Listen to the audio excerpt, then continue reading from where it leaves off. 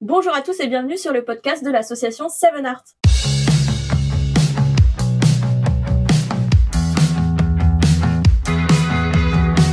Aujourd'hui, on vous fait le portrait de Melvin qui fait partie du monde de la musique. Alors Melvin, déjà présente-toi, dis-nous qui tu es. Alors, je m'appelle Melvin, je suis chanteur dans le groupe de metal Find My Name. À côté, j'ai d'autres projets de composition et j'étais sur la ville d'Evry pendant 4 ans justement. Là, je suis en train de la quitter. Du coup, principalement domaine musical, même si on sait que tu fais plein d'autres choses à côté. Comment elle est venue cette passion de la musique chez toi? Où est-ce qu'elle a débuté? Je pense essentiellement mes parents, donc mon père qui lui faisait de la musique, ma mère qu'on a toujours écouté dans différents styles. Et j'ai commencé justement la musique avec mon père, donc j'étais dans son groupe de métal où je l'ai vu apprendre à screamer. Je me suis dit que je pouvais faire pareil. Je me suis pété la voix jusqu'à trouver la technique. Du coup, suite à ça, j'ai été dans son groupe. Après, j'ai eu d'autres projets à gauche à droite que j'ai commencé à monter. Et quelques années, j'ai commencé avec le groupe Find My Name, du coup, que j'ai monté avec des amis de lycée essentiellement. Et on a poursuivi dans cette voie. Là, on vient de sortir un deuxième EP, donc voilà, on a procédé comme ça.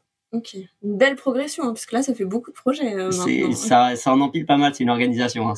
C'est surtout ça.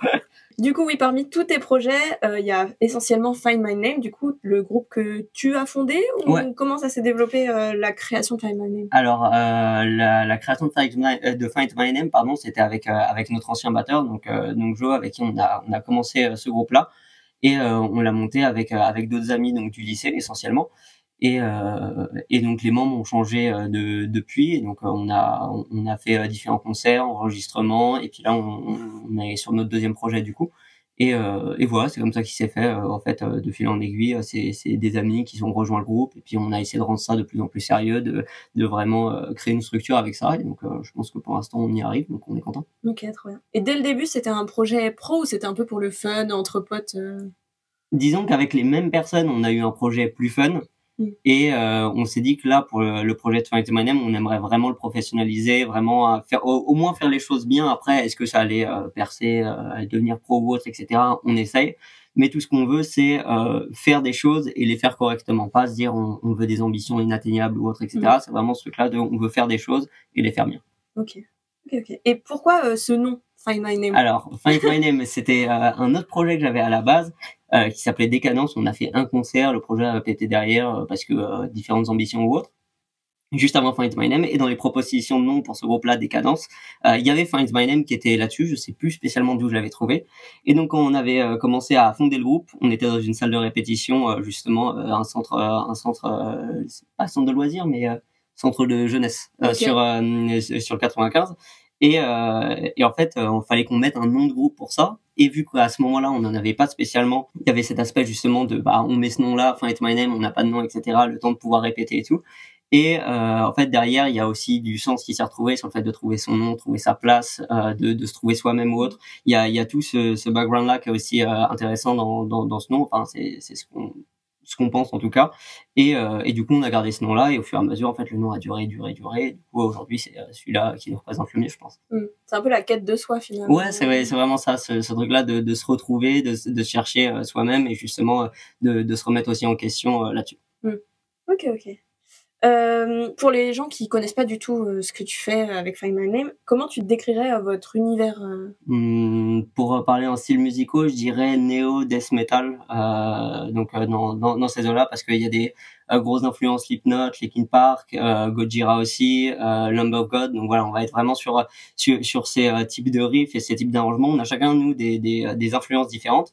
Et on essaie de mixer ça, de mixer nos influences et de les faire matcher avec les influences des autres qu'on va aussi apprendre par le biais de composition du coup. Ok. Si on mettait déjà un petit extrait de Find My Name.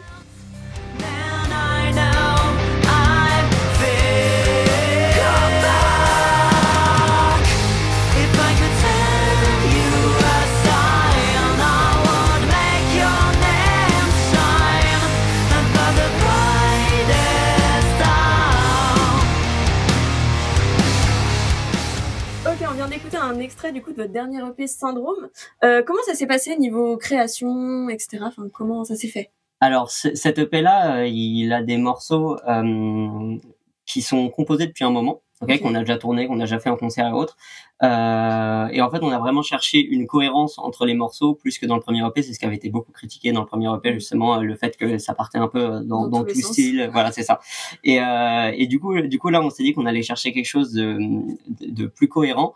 Il y a une des musiques qui a été composée par Maxime, qui est donc le guitariste, qui a été composée beaucoup plus récemment. C'est la ballade If I Could Send You a Sign. Okay. Et donc d'ailleurs, c'est pour ça qu'il y a un style de composition différent, style d'écriture aussi. J'ai écrit le deuxième couplet, mais je me suis basé sur ce qu'il avait fait. Donc du coup, voilà, ça a donné quelque chose aussi de nouveau. Mais globalement, oui, on a pioché dans les morceaux qu'on avait déjà en se disant on va faire un EP qui soit cohérent ou autre. Et voilà, ensuite on l'a enregistré du coup au plan Harris Orangis et on est allé le faire mixer au Vamakara Studio par HK. Et donc du coup ça a été ça, c'est cette ambition de se dire bon ben on refait quelque chose parce que ça faisait un moment qu'on n'avait rien fait et c'était le but de refaire quelque chose, de le faire au mieux et de se dire bah au pire on se prend dans un mur mais on arrête de rester sur place parce qu'on est resté pendant très longtemps sur la même place, il y a eu quelques complications et du coup on était resté sur place donc. Et le but c'était vraiment d'aller de l'avant, de se dire bah on fonce, on se prend dans un mur et puis on apprendra à l'éviter la prochaine fois et on refoncera, on se reprend un mur et c'était voilà. Dans le pire des cas, il y a rien à oui, perdre. c'est ça, c'était vraiment il y a que de l'expérience à gagner. Exactement. C'était le but. OK. Et du coup au final maintenant que le produit fini est sorti, on est plutôt content, donc il y a eu des retours positifs, négatifs, il y en a toujours hein, mais on est content parce que à mon sens, il y a beaucoup d'erreurs qu'on avait fait pour le premier EP qui n'ont pas été refaites là. Les choses se sont passées plutôt comme on l'avait prévu. Et on est content du résultat, du rendu. Il y a des choses, on voit notre marge de progression, on voit ce qu'on a encore à améliorer. Mais du coup, on est dans une bonne dynamique, on va dans un bon sens. Et du coup, je suis vraiment satisfait de cette sortie. Je dis pas que c'est la sortie de l'année, que voilà, mais je suis satisfait de cette sortie. Mais c'est motivant en plus de voir le progrès qu'on fait sur ce genre de projet. Et beaucoup de personnes nous ont dit ça entre le premier EP et le second, il n'y a pas photo. Et donc on a déjà eu ce truc-là de le premier, il était assez bien, ça allait. Le deuxième, il y a un fossé entre les deux. Et justement, avec l'attente du troisième, en se disant bah qu'est-ce que ça va être pour la suite. Quoi. Ouais. Est-ce que vous avez l'impression que vous êtes mieux trouvé finalement dans le deuxième, parce que le premier, comme tu dis, c'était un peu éparpillé dans les styles, les influences, etc. Est-ce que Find My Name se précise entre guillemets? Alors, ça se précise, oui, mais ça s'enferme pas non plus. Au niveau des projets, on voit vraiment ça par phase. Disons qu'il va y avoir le premier projet où c'était où on se cherchait beaucoup, on essayait des choses, d'où l'EP, d'où le nom de l'EP, pardon. Ensuite, le deuxième, oui, ça va se préciser, mais on se cantonne pas à ce style-là. Le troisième, par exemple, va probablement avoir encore une autre couleur et va peut-être avoir une autre couleur que certains morceaux qu'on va sortir en single ou autre. On se cantonne pas vraiment à un style, à une case, c'est qu'on se dit vraiment, bah, par projet, on essaie de défendre un univers. Ok. Petite question comme ça, est-ce que tu serais plutôt un artiste de studio ou un artiste de scène? Ah, dur. Disons que je dirais les deux, mais je suis pas le même artiste en studio qu'en scène. Ok. C'est sur la scène, je vais vraiment vouloir me tuer littéralement sur scène en me donnant à fond, en essayant de faire partager des choses, des émotions ou autres. J'ai un peu ce mantra de me dire, faut que je bouge assez pour que les gens ne puissent pas rester sur place eux-mêmes. Le but, c'est vraiment de se donner à fond. Et en studio, ouais, ça va être justement aller rechercher les harmonies, aller rechercher les bonnes notes, aller rechercher l'intention. Ce qui a été frustrant jusqu'ici parce que au vu de certaines conditions, les enregistrements que j'ai fait moi à la voix avaient souvent été pressés et j'ai jamais eu l'impression d'avoir le temps de prendre. J'ai jamais eu l'impression de pouvoir prendre le temps justement d'exprimer tout ce que je voulais exprimer, d'être sûr de ce que je m'annonçais, etc. Il y avait des deadlines, il y avait des choses à respecter. Et donc du coup voilà, c'est peut-être le petit regret, mais ça fait partie des points d'amélioration. Et donc non, les deux personnes sont différentes entre le studio et la scène. Ok. Est-ce que vous avez d'autres projets avec Find My Name? Du coup, pour le futur, tu as parlé d'un troisième projet. On travaille sur des morceaux. On est toujours en phase de composition. Après, troisième projet, il y a le temps avant de le voir venir. Faut déjà qu'on fasse un point sur le deuxième. On n'a pas fini de défendre le deuxième. Là, justement, dans les projets à venir, je pense que je peux l'annoncer. On a un clip qui est en fin de montage, justement, donc qui devrait arriver d'ici peu. Et on est en train de prévoir justement les concerts à venir. Donc on est en contact avec plusieurs artistes. Je les cite pas pour le moment parce que les choses sont pas fixées, mais ça arrivera bientôt sur les réseaux. Il y a des projets. Il y a des projets et justement des scènes communes. On aimerait bien travailler sur un merch aussi un peu plus conséquent. On a fait les CD en physique. Ouais. On aimerait bien travailler sur un autre type de merch. Ça peut être des goodies, des t-shirts ou autre, etc. Encore une fois, je veux pas trop avancer parce que j'attends que les choses soient mises en place avant de pouvoir faire ça. Mais oui, il y a des projets à venir pour cette année. Ok. Et en parlant de projets, est-ce que tu as des projets aussi perso, peut-être indépendants du groupe Ouais, totalement. Donc j'ai travaillé sur des films courts-métrages pendant les 4 années où j'étais à Évry justement. Okay. Et en fait, pour différentes raisons, certains projets sont pas sortis ou sont pas sortis comme j'aurais aimé qu'ils sortent. Et du coup, j'ai repris les compositions que j'avais fait pour ces films-là. Je faisais de la musique justement en underscoring, en LDBO pour des petits courts-métrages, que ce soit pour des Nickel Festival, autres festivals ou projets perso. Et vu que j'ai pas réussi à les montrer comme j'aurais aimé les montrer, j'ai fait en sorte de tout réunir sur un album. Donc en faisant en sorte de relier toutes les musiques indépendamment. Et en fait, j'ai fait un gros album instrumental justement qui, si possible, verra le jour en 2025. Je travaille pour ça, il est bien avancé. Okay. Et donc voilà, faut qu'il parte en mixage. Il y a quelques trucs à réenregistrer par-dessus, mais il faut qu'il parte en mixage après.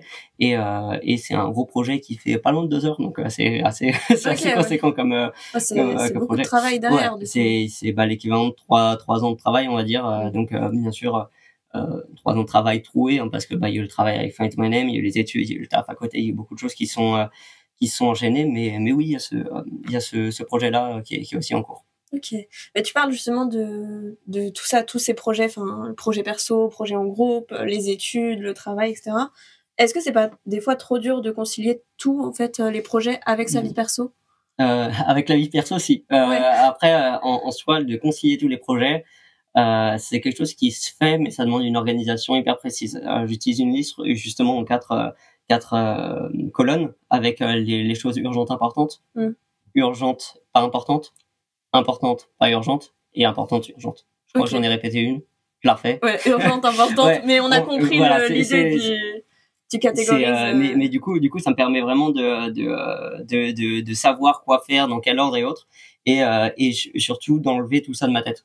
En fait, au moment où je le pose sur la liste, je l'ai plus dans la tête, donc du coup, je peux avoir l'esprit clair pour faire ce que je suis en train de faire et pas être concentré sur autre chose. Pas te dire, je dois faire ci, je dois faire ça, il faut pas que j'oublie. C'est ça, c'est que quand je suis sur une tâche, du coup, je peux être sur une tâche précise.